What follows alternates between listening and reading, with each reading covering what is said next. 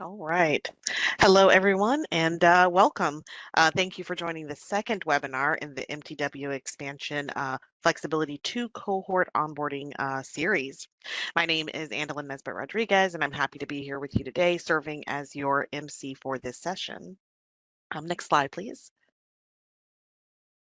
All right, we have a lot of information to share with you today. We have built-in opportunities for Q&A throughout the presentation, as Sean just mentioned, so that we can be sure to answer your questions and explain anything that may have been unclear. I encourage you to put any questions into the chat box so that when we stop kind of along, we can go ahead and get your answers, your questions answered kind of at the end of that segment. So please do input any questions into the chat box. And there will be a Q&A at the very end as well, but we're encouraging you to put the questions in as you think of them. So today we're going to tackle the MTW ACC amendment and funding flexibility and ineligible uses of funds under Section 8 and 9. We're going to discuss getting that MTW ACC amendment executed and MTW financial reporting. We're also going to learn about MTW specific financial reporting, so FDS, EPIC, VMS, including commitments and obligations and reporting.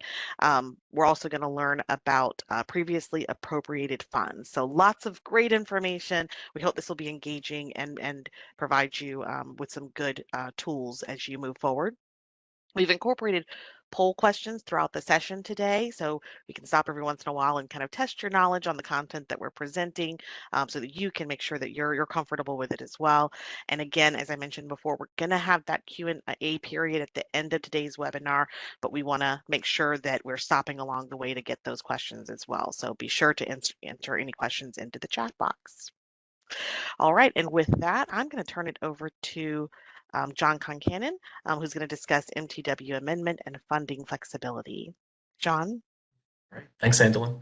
Hi, everyone. I'm John Concannon from the MTW team. Hope everyone is having a great week. This webinar here today is all about MTW funding flexibility. As you all know, probably talking to your MTW peers, this is what we hear over and over again. This is the most important flexibility you have as an MTW agency, to be creative in how you use your funds. So we just wanted to highlight at the top. We've sent you all emails about your MTW ACC amendment and how that ties in with your funding flexibility. We've already received a number of housing authorities that have executed or signed their ACCs. We then send them up to our Principal Deputy Assistant Secretary, Rich Ranocchio. I think we've executed at least 3 so far. So continue to send those in. But the question here in the slide is, when should you begin the process of signing your MTW amendment to the ACC? And we would say, do it as soon as possible.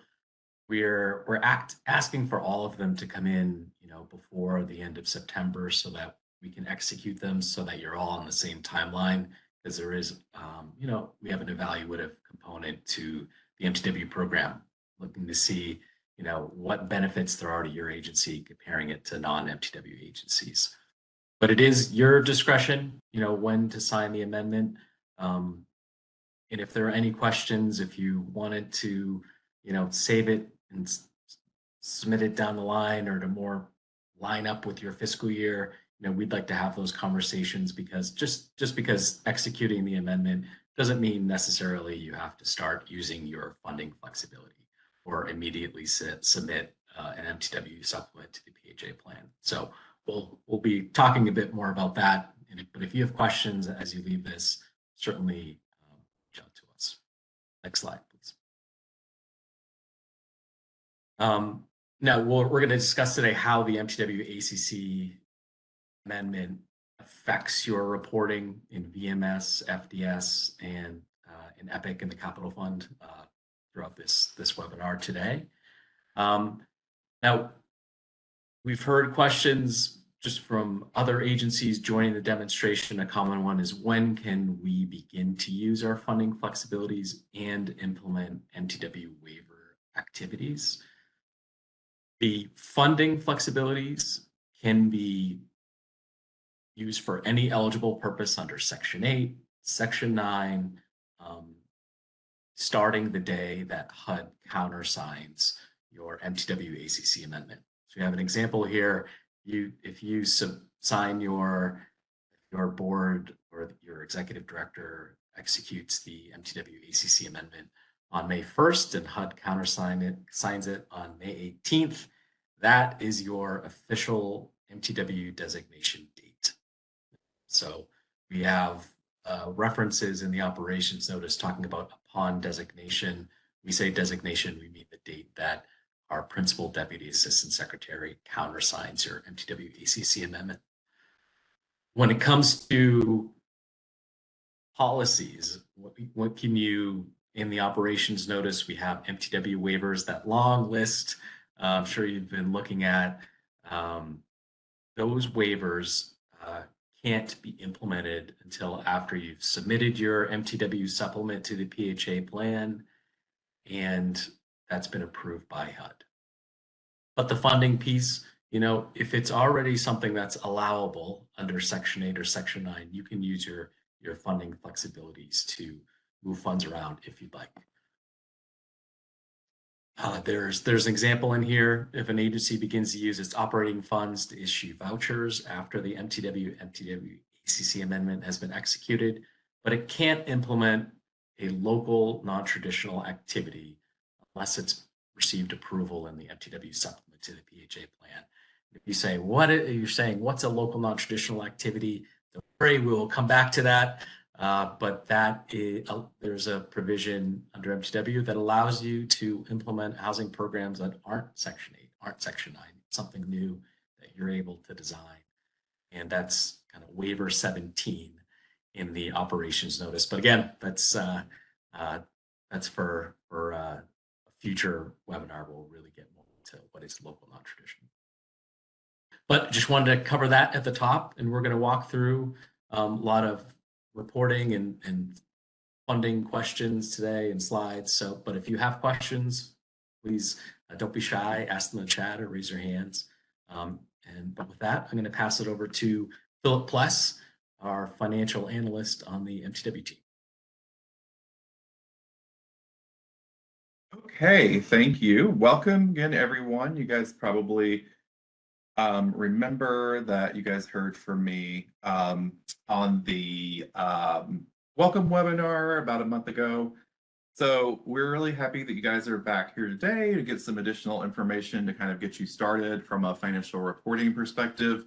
So in this first part of the webinar, we're going to focus in more on the topic of funding flexibility, and we have a couple of slides to kind of do that before we transition into some more of the more specific topics.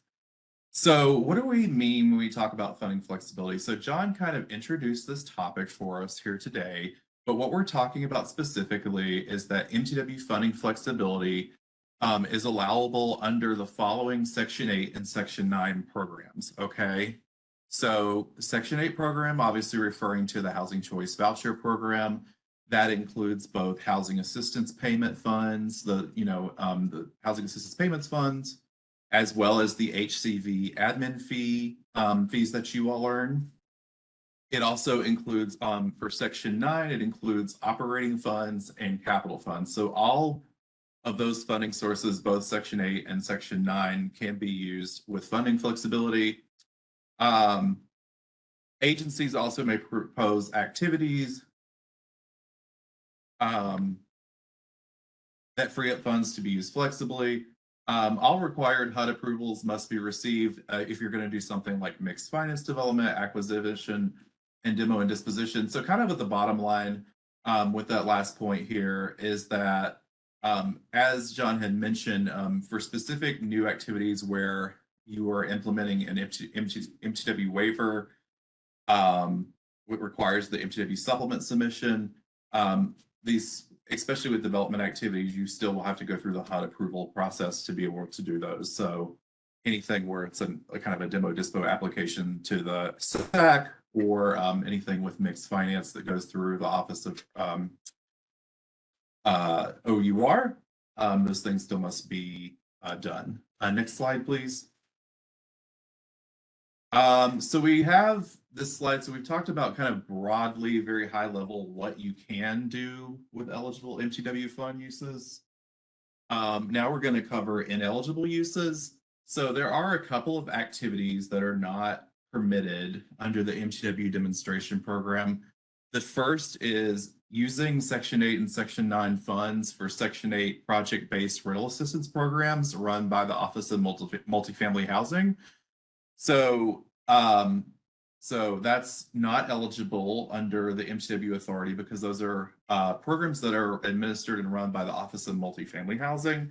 Now, project-based vouchers are a permitted, or a program where funding flexibility can be implemented. So that's one thing we just wanted to point out is the difference between the Section 8 PBRA programs and then just project-based vouchers that are run by PIH, okay? The second point here is it's a Part 200 requirement, and that is around repaying ineligible costs related to audit findings. Anytime where if you have somebody coming in conducting an audit and they find that there was an ineligible activity or ineligible costs that were found, you cannot use your MTW funds. You cannot use Section 8 or Section 9 funds to repay audit findings. You will need to use non-federal funding sources to do those. So these are just a couple examples of ineligible uses, and it's not an exhaustive list. So one thing we strongly encourage folks to do, especially as you're starting to get into the process of working on your MTW supplement, which is where you really kind of lay out what activities and things you guys would like to implement. We really strongly encourage you, if you have a question about whether an activity that you're proposing to undertake is eligible or not, to please send an email to the MTW Flexibility 2 at HUD.gov inbox. And I will definitely, I manage that mailbox, so I will, be either answering those questions, or if it's a very specific question, sometimes we might need to consult with our other partner programs to get an answer, but we'll definitely, get you an answer to your question as expeditiously as possible. Next slide, please. So just another slide here on implementing funding flexibilities as it pertains to special purpose vouchers. Okay, so funding fungibility and flexibility is not permissible among special purpose voucher programs. So some examples of those are things like the HUD FASH program, EHV, Family Unification Program, the FYI Fostering Youth to Independence. Those are some examples of programs where you cannot apply funding fungibilities to those special purpose voucher funds. We actually do have an SPV FAQ that has a lot of great kind of frequently asked questions and answers about SPV programs. However, one thing I will say is that while funding flexibility cannot be used with SPV program funds, it is potentially possible to implement your MTW flexibilities to your SPV programs. So this FAQ document, basically for every single special purpose voucher program, has a question that kind of discusses about whether or not your MTW sort of administrative flexibilities. So an example of that would be something like potentially you would like to do income recertification instead of doing it annually. One of the activities in the operations notice is to do it triennially, which is a very common activity that our MTW agencies like to implement. So potentially you could implement triennial income recertification to your SPV program if there is no conflict with that SPV program's rules. So to find out kind of more information and sort of details about, which SPV program in terms of whether or not you can apply your MTW flexibilities or not, you will definitely want to take a look at this resource here, the special purpose voucher FAQ. We also have a webinar that we did a couple of years back that we'll talk about a little bit later on in the resources section. But this is just kind of an introduction to this topic, and we will definitely go into more detail here a little bit later in the webinar. Next slide, please. Okay, so do not be intimidated by this table, but this is basically, we're kind of starting to get a little more into the weeds here. This slide is really just to talk about how does the execution of your ACC amendment, once HUD countersigns your MTW ACC amendment, what happens in terms of financial reporting? So we have three kind of main systems here that we're going to talk about. The first one is the financial data schedule. And the trigger for change is when you begin using funding flexibility. So in your initial year, and this is, we're particularly talking about in your current PHA's fiscal year, okay? So that's kind of what we're talking about in the context of that. The trigger for change is the PHA begins using funding flexibility. So if you decide to, kind of once your ACC is countersigned, you guys decide to start using some of your operating funds to issue HCV vouchers, that's an example of where you would be using funding flexibility off the bat. That would trigger a change, and you would need to start using the MTW specific reporting requirements, which we are going to talk about in a bit more detail here later. For capital fund, and this is specifically talking about the EPIC system, the trigger for change will be your ACC amendment execution. And the change there is that, we have a special guest speaker today from the Office of Capital Fund Programs, and he's going to be Mr. Damian Thomas will be covering this topic in more detail, but essentially you'll start using the budget line item 1492, which is a special budget line item where you're utilizing funding flexibility among your capital program funds, okay? And you'll cease using that budget line item 1406.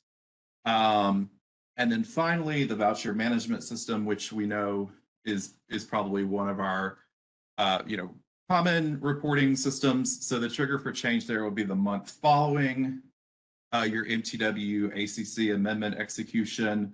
So you'll begin using the MTW specific fields and the reporting of commitments and obligations in VMS.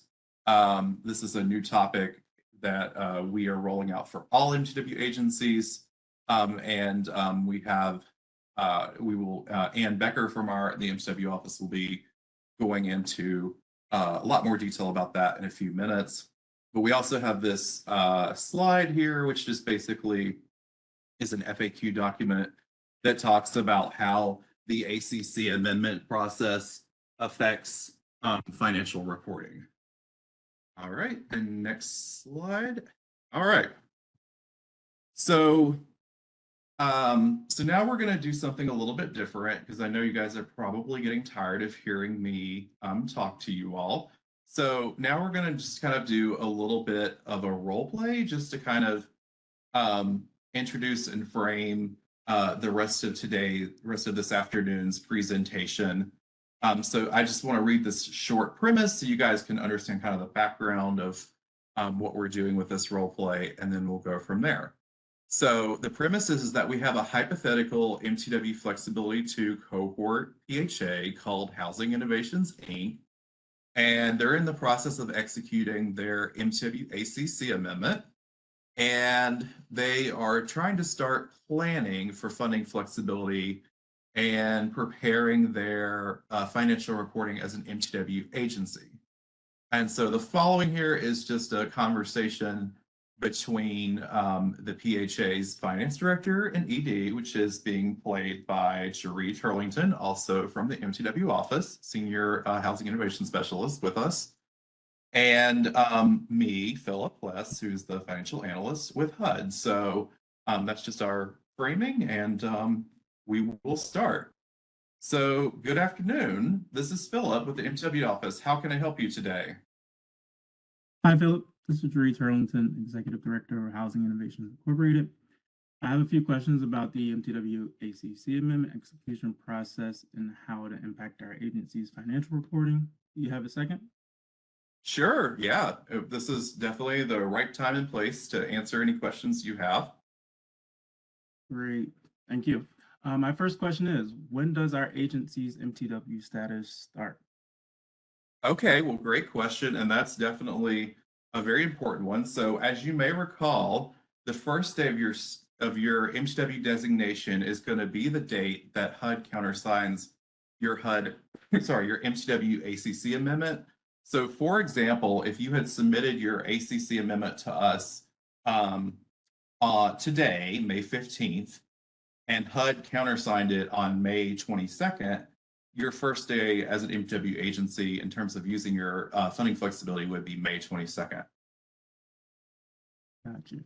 Thanks for the clarification on that. Okay, so my next question stems from ones I've gotten from my financial reporting team about if and how our finances or agencies reporting will change when we're officially in MTW.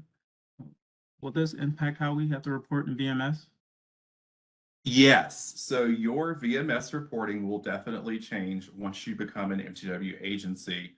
And we will definitely go into a lot more detail about kind of what is changing specifically with the VMS reporting, including an overview of the MTW specific fields in VMS, and especially how those non-housing assistance payments are processed in VMS. So we'll definitely go into a lot more detail here about that shortly. Great, that'll be super helpful information to know. All right, so our agency is currently operating on an October 1 school year, which means ours ends on September 30th. My CFO here is wondering how this will impact our financial data scheduling reporting. What all do we need to know here? Sure. So this is a great question. And to the answer to this question, especially as it pertains to your current agency operating year, basically the kind of threshold for whether or not you will need to switch in your current fiscal year is whether or not you choose to decide to use funding fungibility or not. So we will discuss the different options available in a couple of minutes, and you will want to choose the option that works best for you based on your current agency's plans to use funding flexibility. But that's definitely a topic we will cover in a lot more detail. And I will just say, as something we had provided earlier, is that it's important to remember that you cannot implement new activities until after your MTW supplement to the PHA plan has been approved. Okay, got it. So I have one final question, at least for now, and that's related to our capital fund reporting. How will my agency's capital fund reporting change when we're MTW? Yep, great. So we will be talking about that in the capital fund. We have someone from the capital fund team who will be kind of providing with some additional detail, but essentially you will start to cease using the budget line item 1406, which is the transfer to operation BLI that's used by non-MTW agencies, and you'll commence using the budget line item 1492, which is MTW. And now, Jeree, I have a question for you. What do you anticipate as being your biggest challenge in preparing for your MTW status? I think overall, it's probably the transition, making that switch. So of course, we got to make sure our systems are updated, and also making sure our staff has an understanding of what MTW is and kind of how we can do things that we weren't able to do before. So I think that's the biggest challenge right now. Okay, well, we will definitely try to cover as many of the sort of the financial reporting and planning questions, and we will definitely focus on financial reporting today. But in a few weeks, we will cover the topic of financial policies and procedures, and we'll also have we'll have an opportunity to hear from several expert MTW agencies who have been working in this field for several years. So definitely stay tuned for that as well. Is there anything else I can help you with today? No, that's it, Phil. I appreciate your time and look forward to starting our activity. So I'll ping you if I ever have more questions. All right, wonderful. Okay, thanks. Thanks for the call. Yep. All right, so I believe We have a pause point for questions with the next slide. Absolutely. Angela, have we had any questions come in? Um, no questions at the moment. And thank you for that skit. That was really I think entertaining and hopefully helpful to folks. But we don't actually have any questions at the moment in the chat. I want to encourage everybody again to go ahead and put your questions into the chat so that we can answer them kind of along and along. Um, and we'll also have that Q&A at the end, but don't hesitate. Go ahead and ask your questions as soon as they come to you.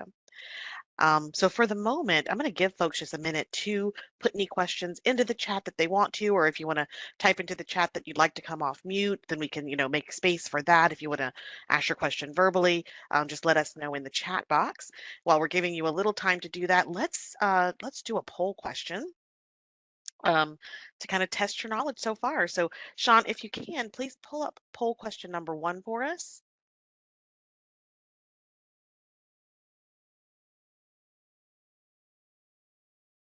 All right. So poll question number 1 should be open for everybody. You should see it on the right-hand side of your screen, I believe, or it may have popped up in the middle. If you cannot, looks like folks are starting to answer it. So if you don't see the poll question, let us know. But when can MTW expansion PHA start to utilize funding flexibility? So is that there are 4 options there? Is that the day the PHA signs the amendment? Is it the day after the amendment's fully executed by both HUD and the PHA? Is it the day that HUD countersigns the MTW ACC amendment? Or is it the start date of the PHA's next operating year? Let's see here. Give it just a couple more seconds. It looks like a lot of folks have answered. And yes, remember to hit submit there so that it comes to us. We're going to give it about 5 more seconds and then we'll close.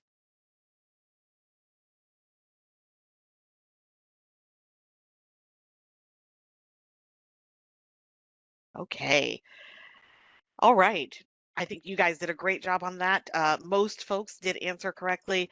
So that is C, the day that HUD countersigns the ACC amendment is when an MTW expansion PHA can start to utilize funding flexibility. Okay. Just check the chat box. All right, let's go to poll question number 2. Let's try another one here. You guys did great on that one so far. Let's pull up poll question number 2. Okay, and this one is a true or false.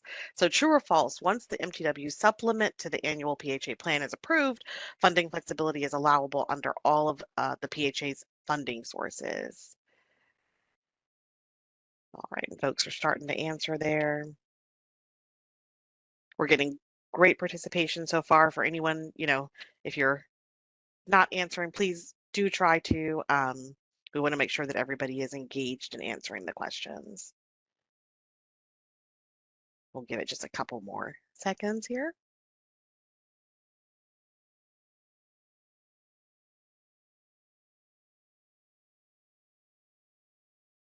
All right.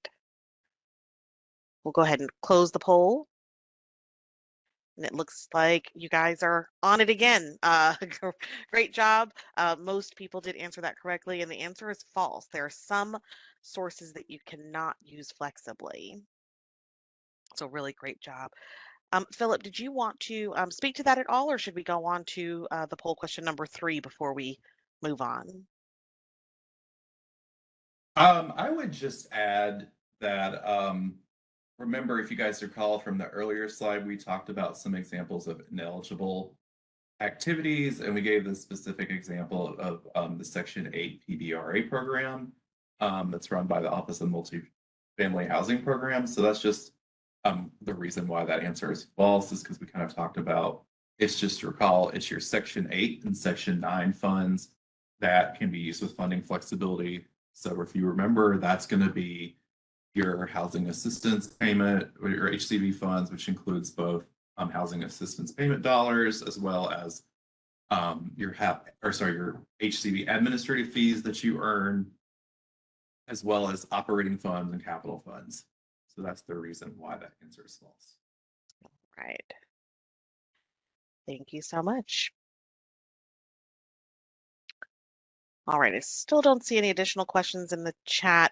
So why don't we move forward? I'm going to turn it back over to Philip now to talk a little bit about MTW specific financial reporting.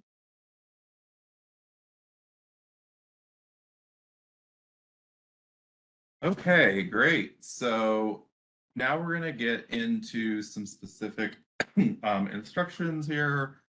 And so in this section, we're going to talk about 3 specific topics, including the financial data schedule, or which is also known as FDS, capital fund reporting, and then finally your voucher management system reporting. Next slide, please. All right, so if you guys remember, we talked about sort of at the beginning of this webinar about what triggers the transition to the MTW FDS reporting instructions. And if you guys recall, in that base operating year or that initial year you become an MTW, it's going to be whether guys choose to implement funding flexibility. So these are a high-level overview of those instructions that we're going to cover if you do choose to implement funding flexibility. So these are kind of the steps. I've just kind of first want to start off by talking about that all MTW agencies, just like non-MTW agencies, must submit their unaudited and audited financial information to the department using the Financial Assessment Subsystem for Public Housing, which is also known as FASS PH. And so these are the instructions that you guys will to take in order to prepare your FDS as an MTW agency. So your first step is you're going to create your columns in FDS for low rent public housing, capital fund, HCV, and MTW. And just to recall, those first 3 columns will be created only if your agency has revenue from those respective programs for the reporting year. And that's the kind of the first purpose of those columns, okay? And then the grant and subsidy revenue that you will record and those columns will then be transferred to the MTW column. So essentially, those first 3 columns that you are creating are basically being used exclusively for MTW agencies as pass-through columns, which allows for the proper ID of HUD program funds. So your next step is you're going to report the grant or subsidy revenue received in those 3 columns that I previously just mentioned. So 14.OPS for public housing, 14.CFP for capital fund, and then 14.HCV for the Section 8 Housing Choice Voucher Program.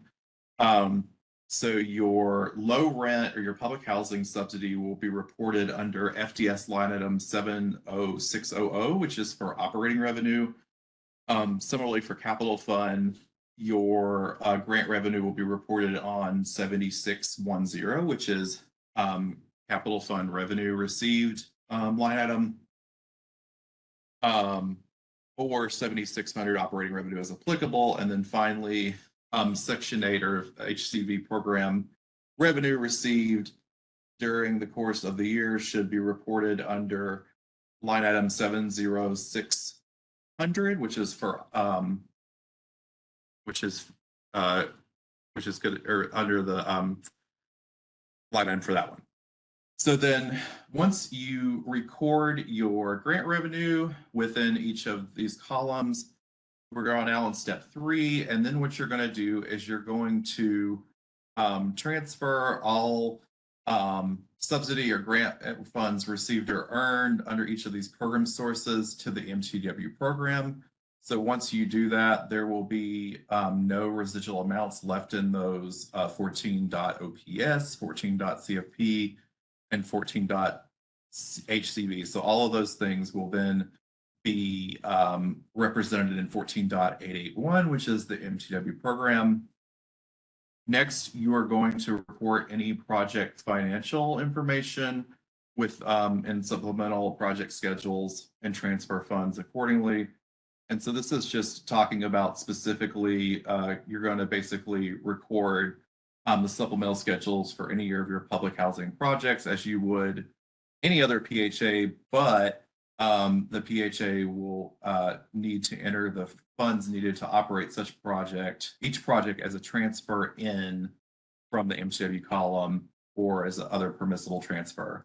And then finally, this last step is just saying in the special reporting instructions, there's some additional kind of asset management types that are discussed, including the central office cost center. And that's kind of just a really high level overview of FDS reporting for MTW agencies. Next slide, please. Okay, so I kind of talked about this just a second ago, but I'm going to reiterate it because it's just, it's important. But basically, what happens or when does these special reporting instructions, what's the trigger for that to happen? So the timing of this, again, is dependent upon what you sort of choose to do after you've executed your ACC amendment in terms of whether or not you use funding flexibility. So we'll just go back to our example from Housing Innovations, Inc. So, if you guys remember, Jerry's Housing Authority is an October 1 agency, and they their current operating year, their current fiscal year ends September 30th of this year. And let's say that they execute their ACC amendment today, HUD countersigned today, everything just was perfect, everything was just a pie in the sky day. So the kind of, for that current fiscal year, so until September 30th of 2024, what would trigger the new FDS reporting instructions is whether or not they choose to use funding flexibility. So let's say that Jerry's agency chooses to not do so. So if they choose to wait until the beginning of their next fiscal year to implement funding flexibility, they're going to follow the current FDS reporting instructions for non-MTW agencies. So basically reporting as they have been for the rest of that for this first fiscal year. However, let's say that they did decide that they wanted to use some of their HCV funds to pay some physical security at their current public housing properties. So let's say they decide to change their minds. So they spend some funds, they spend some HCV funds on physical security at their property in the month of July. So because they chose to use funding flexibility in their current fiscal year, they're going to have to follow the FDS reporting instructions that we kind of just talked about if they implemented it prior to the current fiscal year. So because they chose to implement in that example before September 30th of 2024, they will have to use the MTW reporting instructions. So this is just talking, this option A and option B is specifically about the first. So basically the year in which the PHA executes their ACC amendment. After that completion of that fiscal year, they're going to begin using FDS reporting instructions. So for the fiscal year starting October 1 of 2024, let's say we'll jump 12 months into the future or several months in the future, that's when they would start using those FDS reporting instructions. Next slide. All right, here's just a couple of more resources regarding this topic. The first is kind of a little bit more detail about the special reporting instructions for MTW agencies. That's a link that will take you directly to that document on our website. And then the second line item or the second piece of guidance is the financial data schedule line definition guide. And this is a much more comprehensive document that kind of goes through line item by line item and in terms of a definition of what that line item means and what kind of expenses are included and things like that, both on the assets and liability side, as well as the sort of balance sheet, the balance sheet kind of reporting, and also the sort of expenses, kind of the income statement types of reporting as well. Next slide. All right, and now I'm going to hand off for the next couple of slides, I'm going to hand it off to Damian Thomas, who is with the Office of Capital Fund Programs, and he's going to talk to you guys about MTW reporting as it pertains to the CAP Fund. Go ahead, Damian. Okay, thanks, Philip. Once again, my name is Damian Thomas. I'm with the I'm with the Office of Capital Improvements.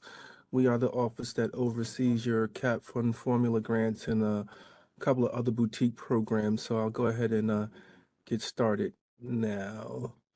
So really the only difference with for MTW agencies and CAP fund reporting is that you guys cannot use budget line item 1406, which is transfer to operations, and all funds not used for typical capital purposes must be in budget line item 1492.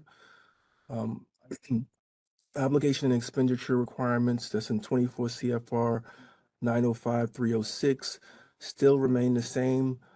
CAP fund grant must be 90% obligated within the first 2 years, that's 24 months of the award. And CAP fund grant must be 100% expended within 48 months of the award.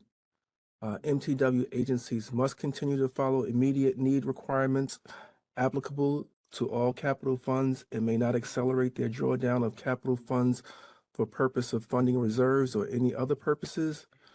And all capital funds, including funds in budget line item 1410 administrative costs and budget line item 1492 MTW, must be drawn down only when funds are due and payable. Next slide.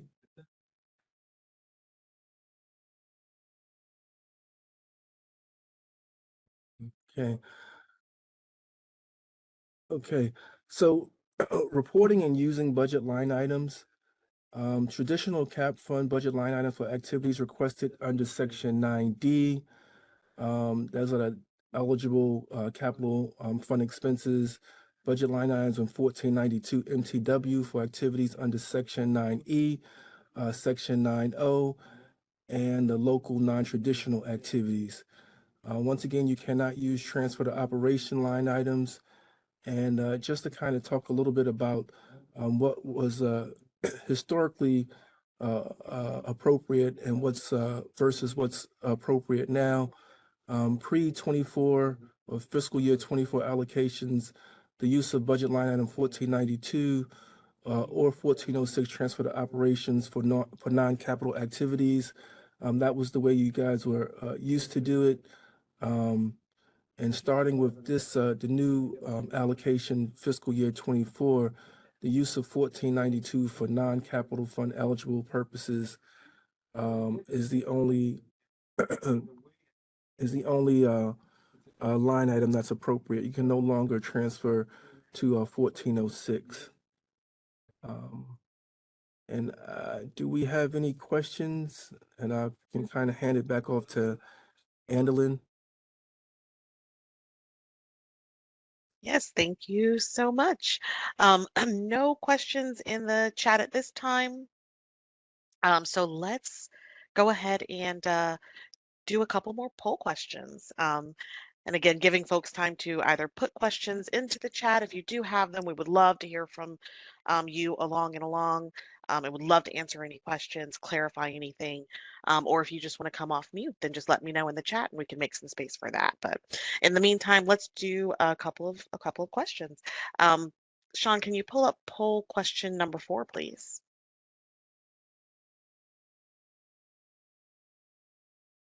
All right, we're going to launch poll question number 4. This is also a true or false. So true or false, MTW expansion, MTW PHAs must still submit unaudited and audited financial information to HUD using the financial assessment subsystem, public housing, using FAS.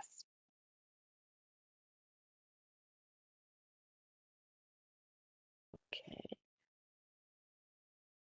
And I see we have a number of folks that haven't answered yet, so I'm going to give it just another moment. Again, we want to be really interactive here and hope that we hear from everybody. A few more folks answering here. I'm going to give it another maybe 5-6 seconds to get a few more answers in there. And thank you guys. I see the the number increasing there and folks answering. All right. Let's go ahead and close that poll question. And you guys did a fabulous job. Literally no one answered incorrectly there. So for everybody that did answer, thank you so much. The answer is true. So MTW expansion agencies must still submit unaudited and audited financial information to HUD using that FAST system, FASS. All right. I'm going to go to the chat now. I actually see that we do have a question. Thank you so much. So for pre-2024 CAP fund, can a PHA access those funds if converted out of public housing, but if they've not yet closed out of the public housing program? And so I'm going to turn. I'm gonna, sorry. Oh, okay. I was actually going to ask a clarifying question about your question, Sarah. Are you asking whether or not you can use funding flexibility with your pre-2024 capital funds? Sarah says yes. Sure. Okay. Yes. So this is actually a topic we're going to cover kind of towards the end of the webinar, but we're actually going to talk about um, prior year allocations of HCV funds, operating funds on the public housing program, and also capital funds. So essentially the question is yes. Once you've executed your MTW ACC amendment, once HUD countersigns, those prior year funds can be used with funding flexibility. I'm going to talk about a little bit of a specific situation with that, though. We have that is currently authorized in the Annual Appropriations Act. So Congress includes language as a general provision in the budget every year.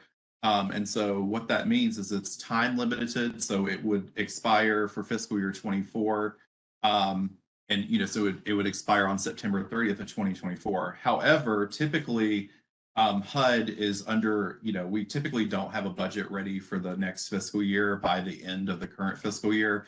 So what would happen is, 95% of the time, Congress operates, they'll pass what's called a continuing resolution, which will authorize the prior year spending rates for, however long until they come to a budget agreement. What that means is that the prior year's budget provisions, including the ability to use prior year's reserves, will carry over until the expiration of the continuing resolution. So we'll talk about that again in just a few answers, but the long-winded sort of answer, sorry, to your question here is that yes, your pre-2024 capital funds can be used with funding flexibility after you execute your MTW ACC amendment, once HUD countersigns it. Great. And another question here, do we need to update the 5-year action plan in EPIC? I'm gonna think about it. Damien, do you mind answering that one? So I guess that's kind of an open-ended question. If we can have a little bit more clarity when we ask that question. Yeah, Robert, So would you like are to? we saying, so it really depends. If you have a rolling plan, then you're typically, you just got your 2024 appropriations for cap fund. So you can be you would adjust that plan on a yearly basis anyway. So it would be updated with the new 5-year action plan. If you have a fixed plan, then yes, you would be, revising your 5-year action plan. Okay, so they say they have a rolling plan. 14 Right. And so if your 5-year action plan has already, I would believe, and correct me if I'm wrong, that you guys are, since you just got the appropriations maybe a week or 2 weeks ago, that you're just, kind of making those plans now, right? And it would be getting approved here. And Robert, I just want to encourage you, if you'd like to come off mute, you're welcome to,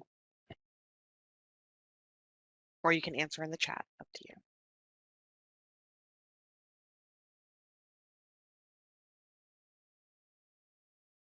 And if you're looking for that unmute button, it is down at the bottom. There should be a row of buttons. It's to the far left.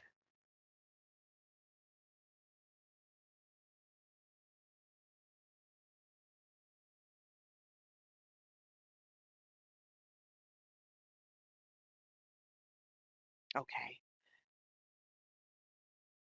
So I guess, Annalyn, I'm not sure if Charles is, if he understood the answer, but in short, if it's a fixed plan, then yes, you would be revising, or if you've already created a plan that does not, execute or really, yeah, like I would say, execute what the information has been provided today, then yes, you would revise it.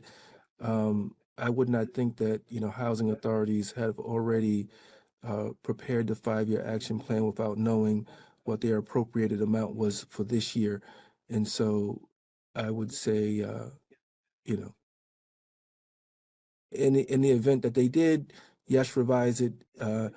In the event that they didn't, then they would just follow the directions as provided on the call today. Perfect. All right. Thank you so much. And Robert, if you do come in with something else to add, then just put it in the chat and we'll address it as soon as we can. Robert says thank you. Okay. Thank you all so much. Thank you for those questions. Please keep them coming as we continue. At this point, we're going to move forward and have a break. We're going to have a 10-minute break. So it's 2:54 right now. Let's meet back here at 3:05. So we'll have an 11-minute break. And then we'll continue. Everybody enjoy your break.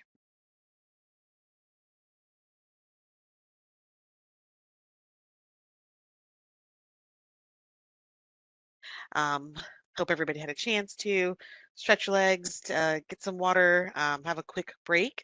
We're going to jump right back in now. And thank you for the questions that did come up in the chat before we did take the break.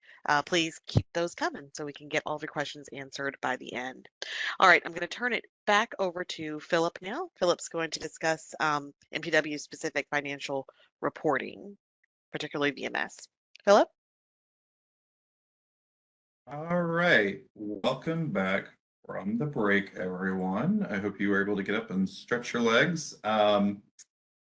So we're gonna get right back into it here. I know we're running a little behind time, but now we're gonna talk about, excuse me, voucher management system reporting. So the switch or conversion come from non-MTW agency reporting to MTW agency reporting in the voucher management system will be effective the first month following the date that the ACC amendment is executed. So, essentially, once you convert, let's say your ACC is executed May 20th, your first month of VMS reporting will be June 2024. So these are kind of just as an overview here of the VMS fields for HAP and leasing here. So as you can see, we have specific fields where you will report your vouchers, your moving to work vouchers in terms of your unit months lease, as well as your moving to work HAP expenses. There's also SPV fields as well. Next slide. So in addition to the traditional HAP fields that we talked about, we also have VMS fields for housing choice vouchers, for HAP, specifically housing assistance payments that are used to cover MTW expenses as well as admin fees. So these first 1, 2, 3, 4 fields here, the operating subsidy, the capital fund program eligible expenses, the LNT and HCV admin and fee expenses. Those are fields. Well, let's just go through this. Sorry. So the first field here is for operating subsidies. So these would be where you would be reporting HAP expenses that are used to cover eligible operating subsidy kind of expenses. So maybe something like an example we had earlier in terms of physical security that's given one of your public housing programs use HAP funds to cover that, you would report that there. The second field, the capital fund program eligible expenses, let's say you use some of your housing assistance payment dollars, your HAP funds for to do some upgrades in your public housing projects, you would report those expenses here. So let's talk about the third here a little bit, because we've mentioned this icon, or sorry, we've mentioned this acronym a little bit, but we really haven't talked about it. So let's talk about it. So MTW, Local Non-Traditional Housing Program. So this is a waiver that's in the operations notice. It's going to be waiver 17. And essentially, this is something that's unique to MTW agencies, but essentially it is kind of like there's a couple of different eligible program components. One is a homeownership program. Another is, which is probably the most common that we see, is going to be a housing development program. This is where MTW agencies are allowed to do what's called a local non-traditional housing development program, where they're working to develop more affordable units. This is something that you all can do. There's also kind of rental assistance programs and also service provision programs that are covered under L&T. There's actually a PIH notice, which I will drop in the chat after I speak, that talks in more detail about local non-traditional programs. But essentially, that overview is just to tell you that if you are going to expend HAP funds, you will report them. If you're spending HAP funds on any of those local non-traditional programs, you'll report them in this field, this local non-traditional program field. Okay, this next field, I'm going to skip the next field. I'm going to come back to it, I promise, but I want to skip down to, I want to talk about all the HAP expense fields first, and then I want to come back and talk about the admin fee expense fields. So this next field, which is MTW HCV administrative expenses using HAP, is going to be for, it's going to be HAP funds that are being used to help support the administrative costs of your HCV program. Okay, so any expenses, any HAP dollars that you're using in support of administrative expenses are going to be reported in that field. Okay. Moving down, the MTW other expense and the MTW other comments, those are expense fields, again, that are set aside for use of HAP dollars. So any HAP dollars expended on any other kind of fields that we didn't talk about in these other categories up here, those that will be reported there. So you'll use the MTW other expense. And then there's also a comment field where you can type in some text just to let the FMC, the financial analyst, know kind of what you're reporting in that field.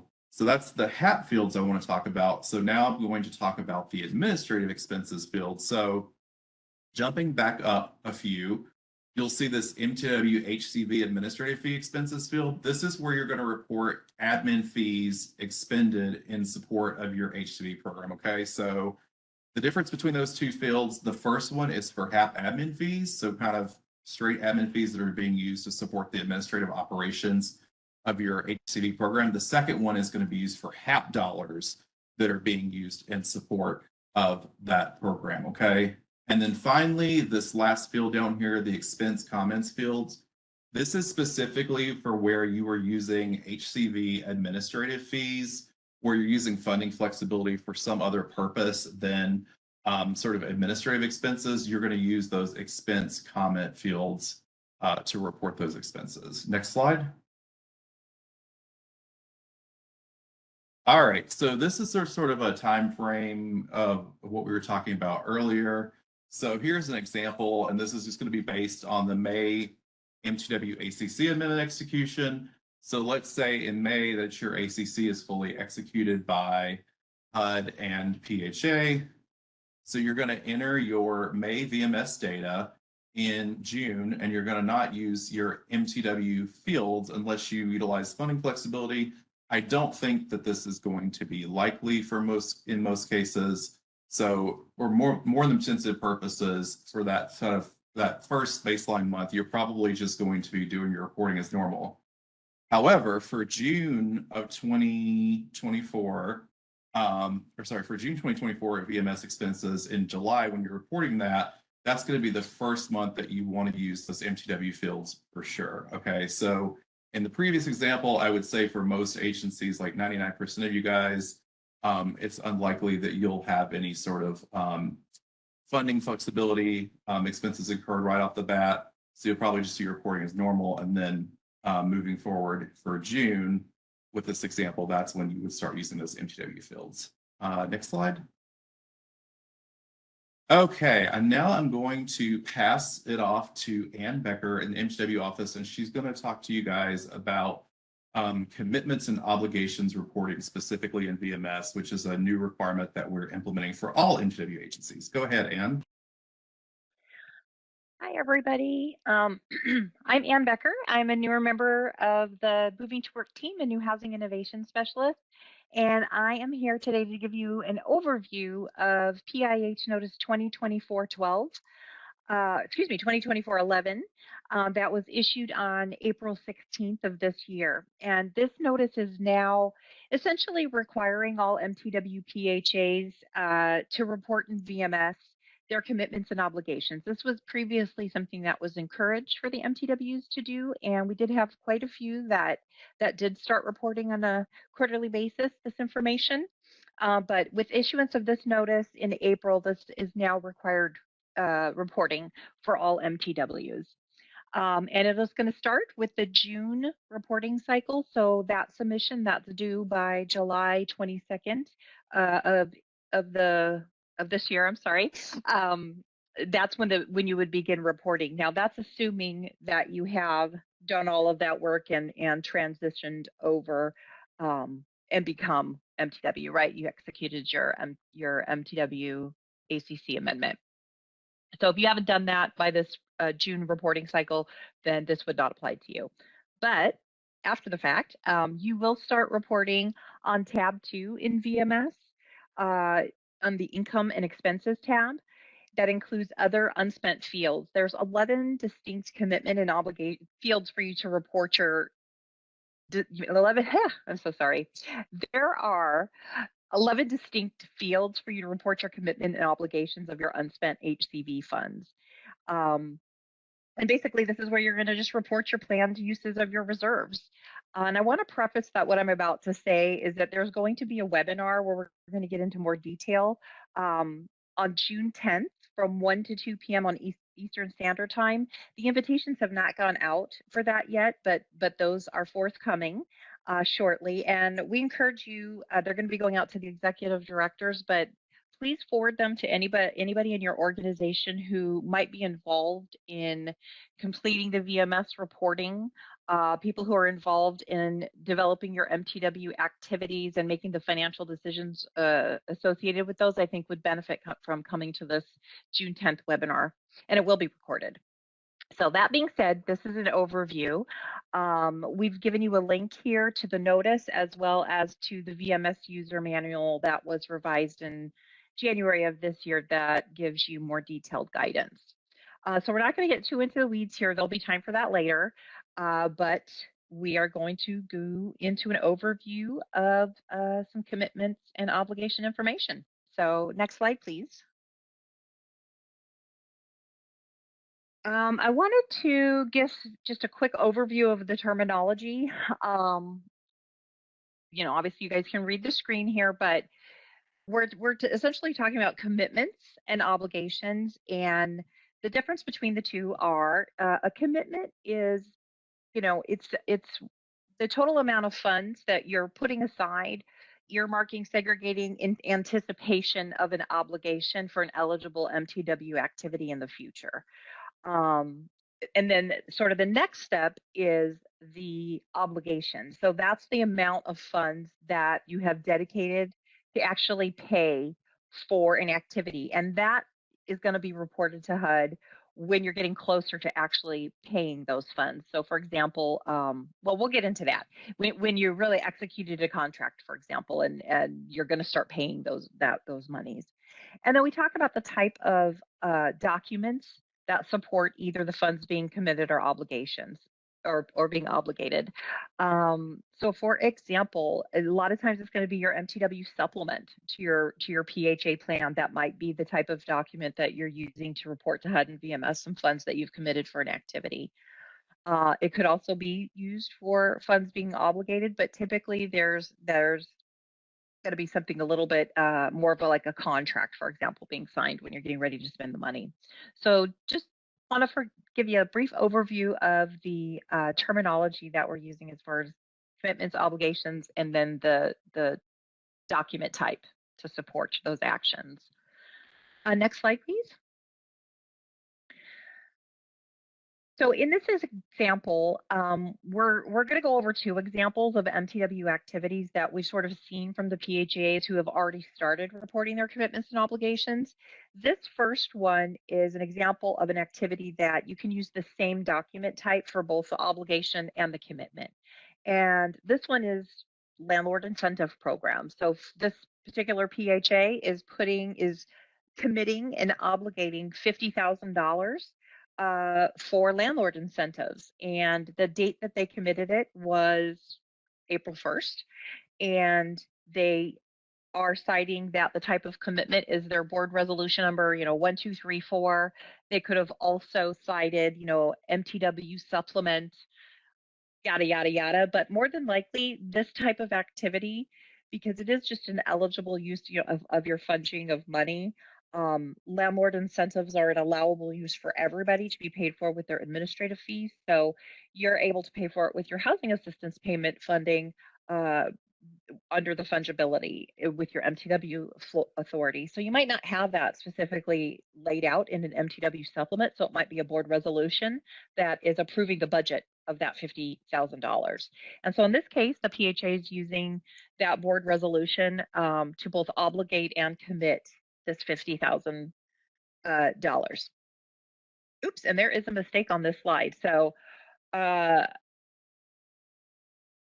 should actually say the funds expended from the committed and should be $50,000. But I apologize for that. I'm not sure how that happened. So the important thing here is that when the PHA did this, because that board resolution committed and obligated the $50,000 for the landlord incentive programs, the next VMS submission, the next quarterly required submission, they could actually report this activity, and it would look like this. You would fill out all of this information except for the funds expended from commitment and obligation. The first time you're putting that in, if you haven't actually laid out any of that $50,000, haven't paid, haven't tapped into it, you would have $0 there.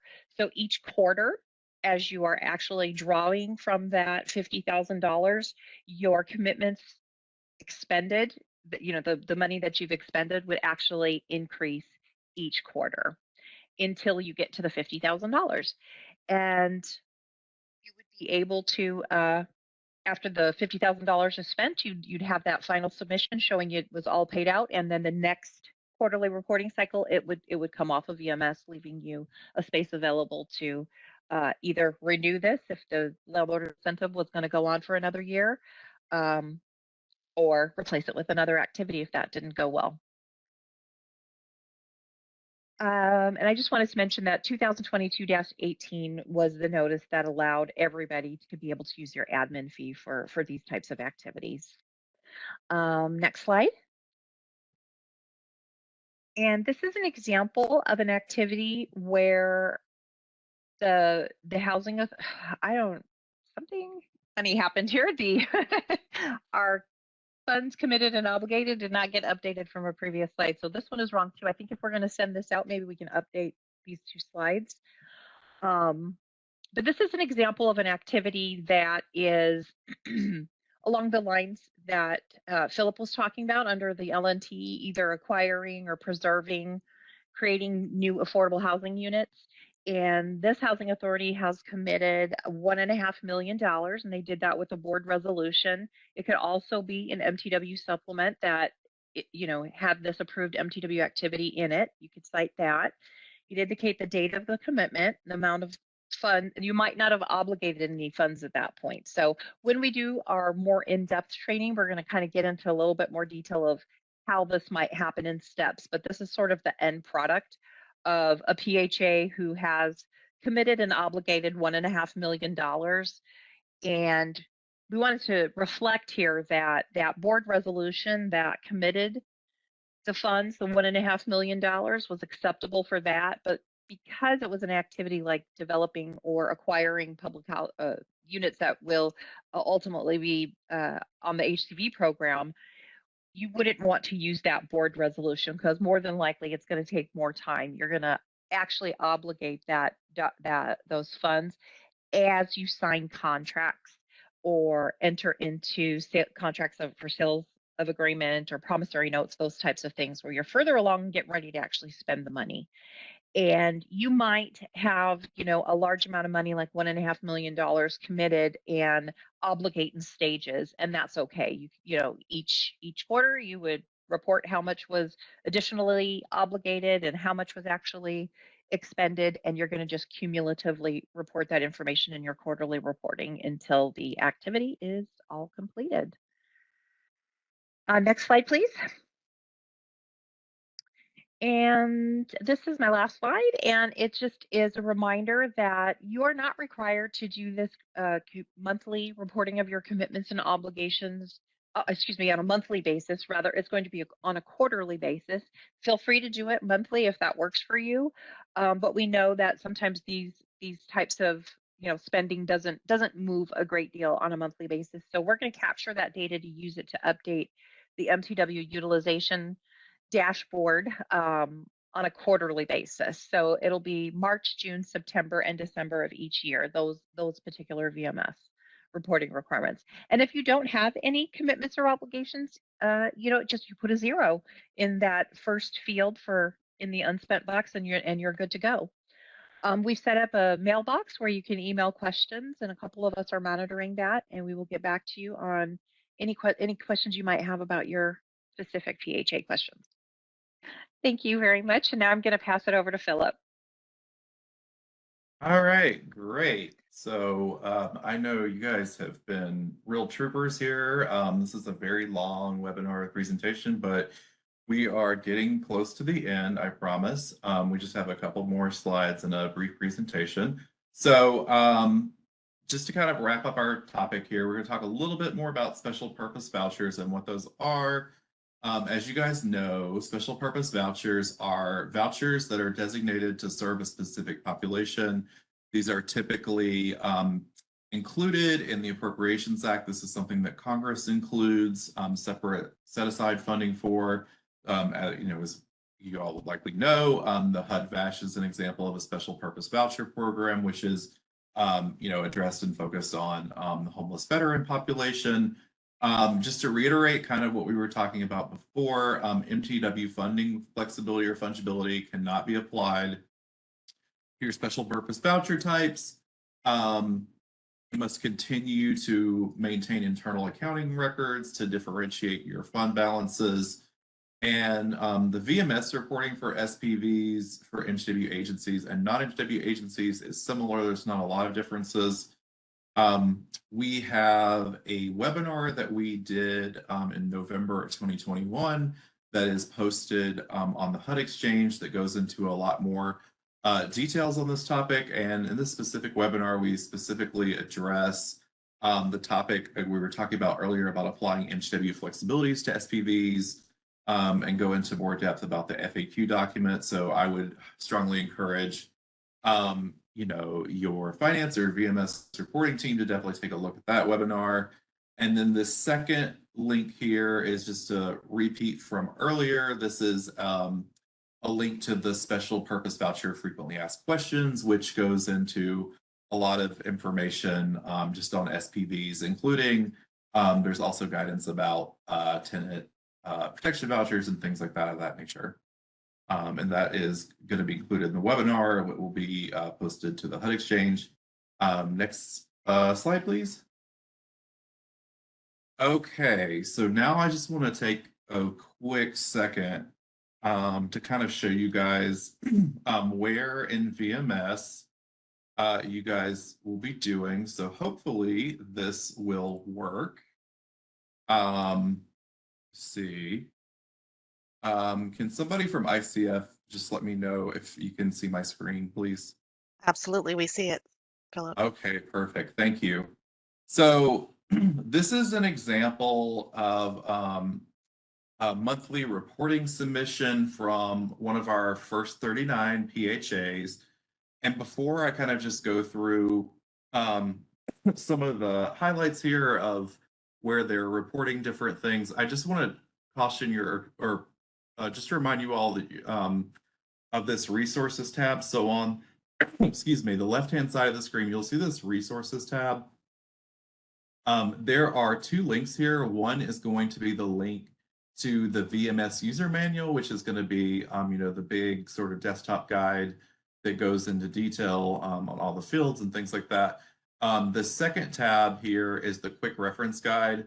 That also, it's kind of a more abbreviated version of the VMS user manual. So those documents can be accessed actually inside VMS here from these two links here on the left-hand side.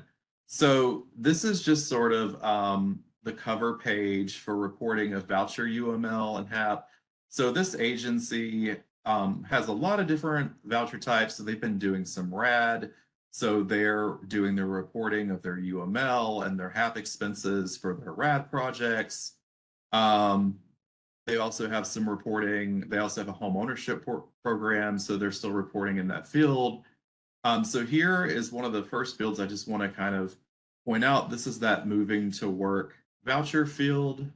So you can see they're reporting their UML here in this column, and then they'll have their cumulative HAP expenses here. So that's one of the new fields that you guys will use once you execute your ACC amendment. They also, this is kind of one of the special fields on the SPV side that I had mentioned. This agency has some family unification vouchers, so they're doing their UML and their HAP expense reporting here. They also have NED, so you guys can see they have a lot of different kind of voucher types going on. So this is, as I kind of mentioned, just on the SPV side, a lot of the reporting is very similar. It's just the big difference is going to be for your kind of regular vouchers, you're going to be using excuse me, you're going to be using that MTW voucher here, this moving to work field for your UML and your HAP expenses. So that's one of the big differences. So now going to the next tab, which is going to be the income and expenses field tab.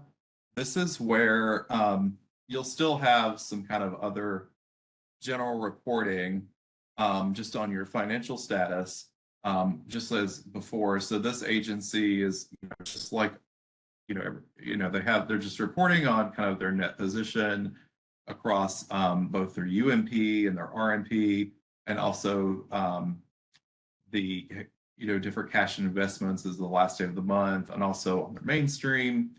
And this is coming down, and this is in this tab here. This is where we see those MTW specific expense fields. And recall, this is when we're applying funding flexibility to either our HCV admin fees or our housing assistance payment dollars, okay? So, and whenever you come in here, you'll see these little question marks. So if you click on this, it'll actually give you the definition for each one of these fields. So it says, this field is used to cap, as I mentioned earlier, just used to capture HAP funds expended by the PHA on public housing operating fund eligible expenses. So once you guys are doing your first reporting and you come in here, you're going to see these little question mark boxes. Whenever you click on those, it'll actually bring up the definition for each one of these. So as you can see with this example of March 2024 reporting, this agency is reporting operating subsidy eligible expenses, using their HAP funds to help support their public housing programs. They're also reporting admin fees expended to support the overall operations of their HCV program. And they're also using some HAP dollars to support their admin expenses as well. So that's what each one of those fields here represents. And I'm not going to go into a lot of detail because Anne's already covered this, but this is also where you do the commitments and obligations reporting. So you guys can see, Baltimore has got several commitments and obligations in here from March of this year, or March 2024 reporting, and they have kind of all of the just different fields that we went over. So as Anne had mentioned, there's room for up to 11 currently. So you'll see as you just scroll down that you can report up to 10 commitments and obligations in here. And as you can see, Baltimore, they're a relatively large housing authority, so they have a lot of expenses or so they have a lot of commitments and obligations activities that they've already planned. And this is just that general expense field that we talked about. This is where you would report any HCV admin fees where you're using funding flexibility. They're not being used to support, kind of the administrative expenses of your program. If you're applying MTW fungibility to them, you're going to put those here. Okay, so you'll include the dollar amount here and then a description. And I believe there are up to 5 of those. And then finally, we had talked about, and this field is for HAP. Okay, this MTW other expense. This is for housing assistance payment dollars again. So this is for basically any HAP expense where it doesn't fit into those other MTW fields, or it doesn't fit into the voucher reporting. This is something that doesn't kind of fit into those other buckets discreetly. You'll report it here. And so you'll see this agency is using these fields, and they're reporting 47,000, and then they're telling HUD here in the comments field that they're using this to kind of do a landlord incentive, or they're providing security deposits. And then this last one here is, they're reporting about $79,000 in expenses, and that's being used to help support a landlord incentive program that they're undertaking. And there's also additional tabs that we're not going to kind of get into here today. But with that, I'm going to stop sharing my screen. And I believe the next section is we will have a brief presentation from Peter Beyer. And just to preference this particular gentleman, Peter Beyer was formerly the CEO of Home Forward, CFO, Chief Financial Officer for Home Forward, which is one of our initial 39 PHAs in Portland, Oregon. And he was just a really great resource. And so now he has moved on to other endeavors, but he was an amazing presenter. And so we want to kind of just play this brief video for you all, where he's going to kind of give you some advice on this topic of financial reporting. So with that, I'm going to go on mute, and ICF, you can go ahead and play the video. Great, thanks for that introduction, Marianne. And yes, we also have been working with quite a few years together. So I welcome all of the new agencies to the MTW family. It is really a fascinating and innovative group to belong to. And this is on top of all of the great work that you've been doing as a traditional agency. But there's definitely some more flexibilities that will allow you to expand even further. Just a few stats about Home Forward. If you can go to the next slide, please. We've been a moving to work agency since 1999, and combination at one point of 10 to 12,000 vouchers, 3,000 public housing apartments. We've been transitioning away from the public housing model, though, under the RAD and Section 18 programs through HUD. And so for anyone who is interested in more information about that, that is definitely a multi-day webinar to talk about how do you combine RAD, Section 18, and moving to work. But it's definitely a worthwhile conversation to be had later down the road. Next slide, please. A few things that I want to share from the a moving to work agency perspective is number one, we started some information about this. It's make sure you really know your moving to work amendment to the annual contributions contract and the MTW expansion notices. So that includes like reading the full agreements, making sure you understand the appendices, as well as what waivers you already have built in and which ones you have to work through the moving to work office and request your initiatives to be approved. The other thing I want to impress on you is make sure you understand the timing of when things are due, the reports. Most of those will be similar to what you've done previously, but you now have this moving to work layer, and there's a public notification process and outreach that you want to make sure that you build in enough time to go through those processes. Next slide, please. But when it comes, what I really want to share with this group is when it comes to moving to work, I like to talk about it not just from the accounting or finance lens, but from a change management lens. And so I reference it's like change management 101, 201, 301, and beyond all rolled together.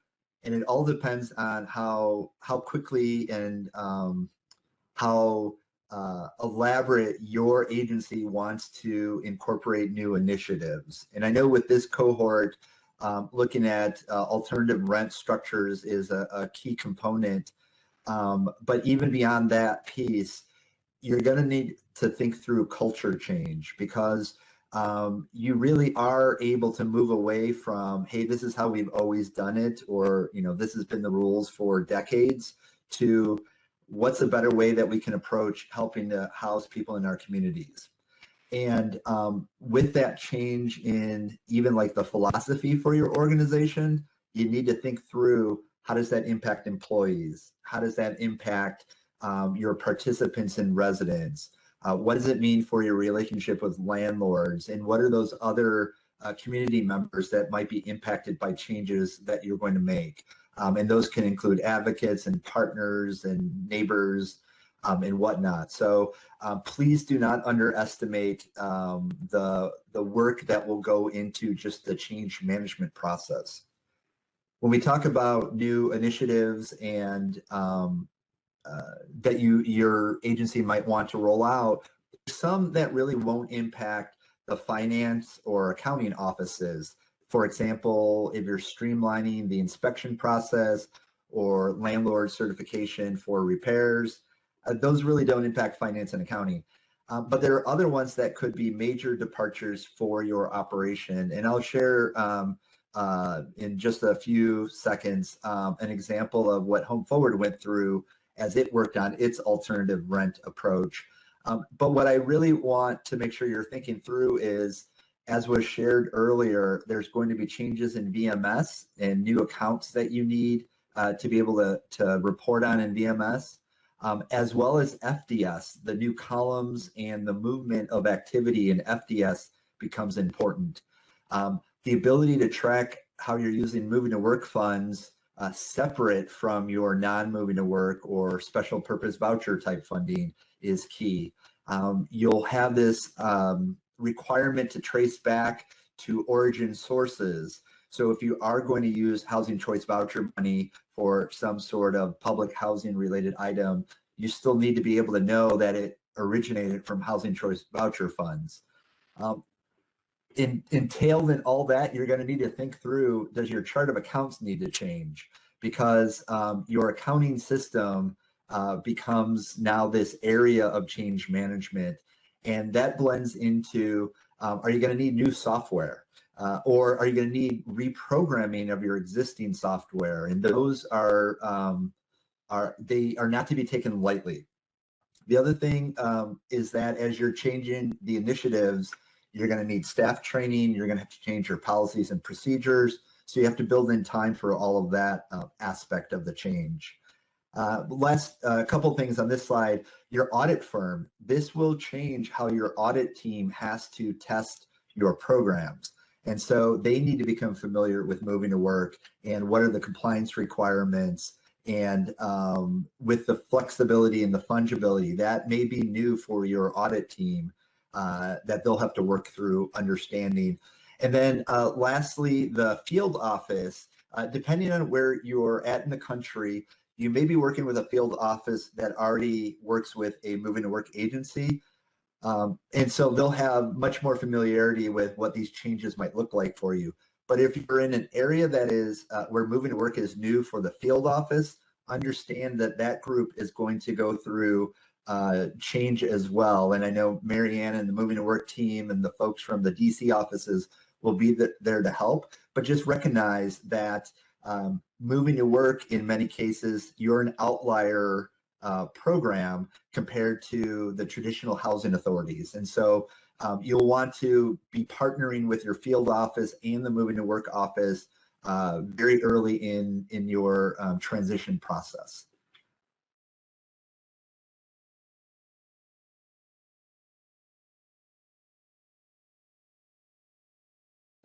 All right, so that was a message from Peter Beyer with Home Forward. I'm going to turn it back over to Philip now, who's going to discuss previously appropriated funds. Philip? Okay, so this is our last main presentation slide here before we have some another opportunity for a question and answer. So this is, we've kind of already talked about this, but I want to go into a little bit more detail than we did previously. So what we're talking about here with previously appropriated funds under both Section 8 and Section 9 is we're talking about reserves, right? So and as I had mentioned earlier,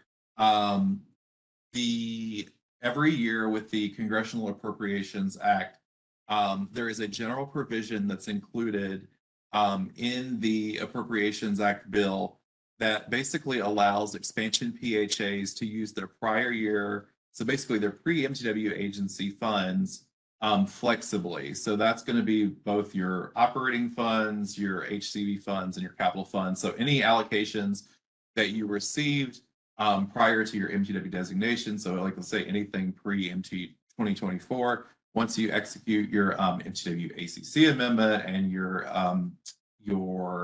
MTW ACC amendment has been countersigned by HUD, you will be able to use your prior year's reserves with MTW flexibility as well. Something really important to note about this, as I had currently said, this is included in the annual appropriations bill, which means that it will expire on September 30th of the current fiscal year. So for fiscal year 2024, it's going to expire on September 30th of 2024. This is currently being included annually. So as I had mentioned, just really quickly, in the case where, and typically this is the case, we being HUD, don't typically have a full year appropriations bill by the start of the fiscal year in October 1. We are typically operating under what's called a continuing resolution. In that case, typically what happens is the prior year provisions are carried forward. So that means that past September 30th of 2024, if we're operating under a continuing resolution, this ability to use your prior year reserves will be carried forward into the next fiscal year. It's very important to bookmark this link though. So this link here that I've included below basically is a web page that we keep updated to provide expansion agencies, excuse me, on the status of what's going on in terms of the appropriations bill and the ability to use prior year reserves flexibly. So please bookmark this page. It has been updated for fiscal year 2024.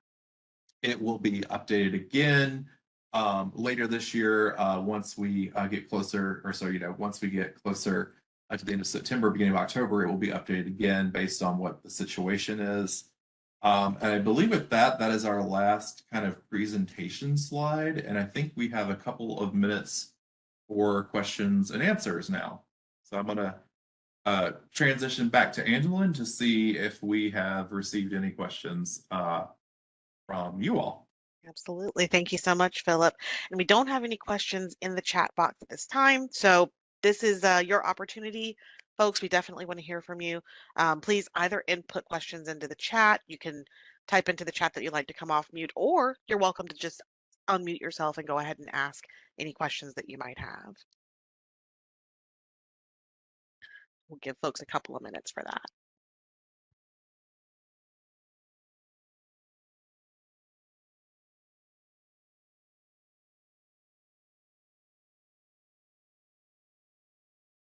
Okay, I don't see any questions coming in yet, so let's pull up one last poll question just to give folks a few minutes to either input those questions or prepare to come off mute.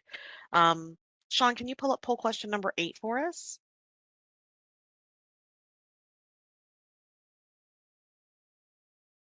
All right, that should be launched now. So poll question number 8, HUD publishes the status of the ability of an MTW expansion PHA to use previously appropriated funds flexibly on the MTW website. Is that true or false?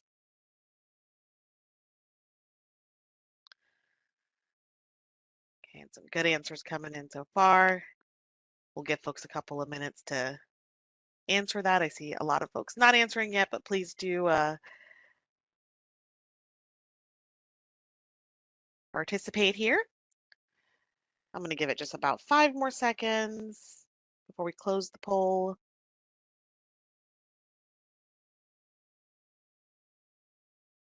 All right. And thank you for those of you that answered. Great job. The answer is true.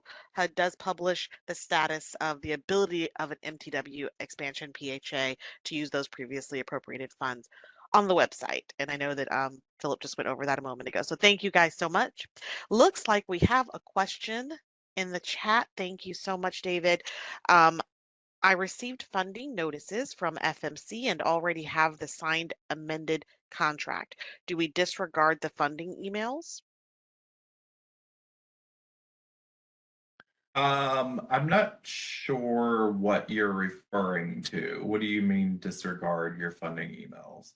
Are you referring about your renewal enclosure that you received? David, can you come off mute and give us a little more context, please?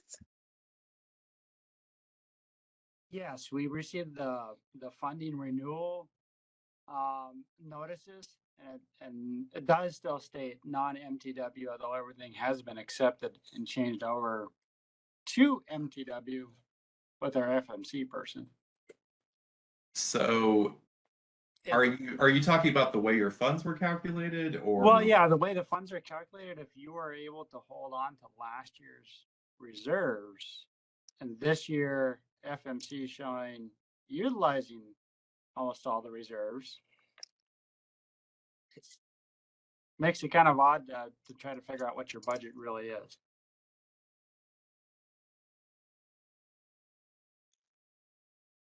Okay, I'm not quite sure I'm following the question. What I would recommend doing, David, is to submit your question to the MTW Funding Flexibility 2 mailbox.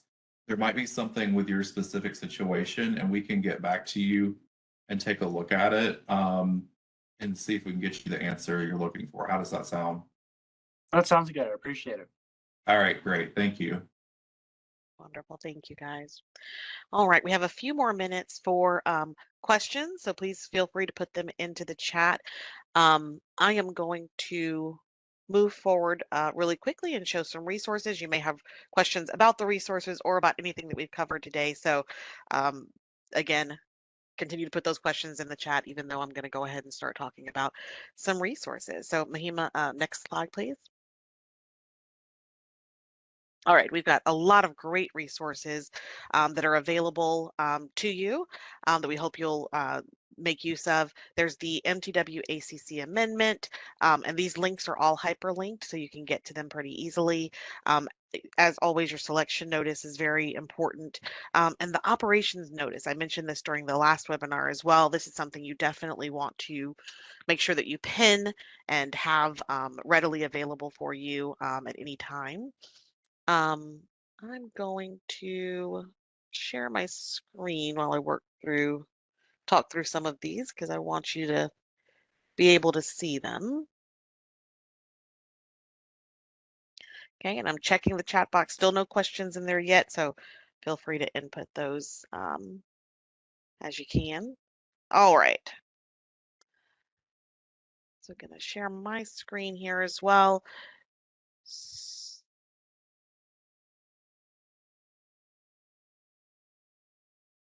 All right, so I believe everybody can see my screen now. So we have, I mentioned a few of these, but I wanted to start showing them. The MTW operations notice is here.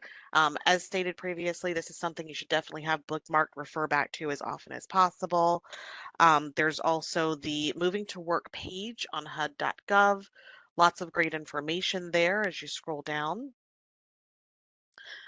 There's the MTW expansion training page on the HUD Exchange as well. There's a VMS notice here, reporting requirements for moving to work PHAs. That is really important, something that you should also make sure to to make sure you look at. Here's the Moving to Work Housing Choice Voucher Resources link that's also on that resources slide. Another very important thing for you. So those are a few resources. I'm going to stop sharing now and see if we have any more questions or if anyone wants to come off mute. All right, we do have a couple more questions. Wonderful.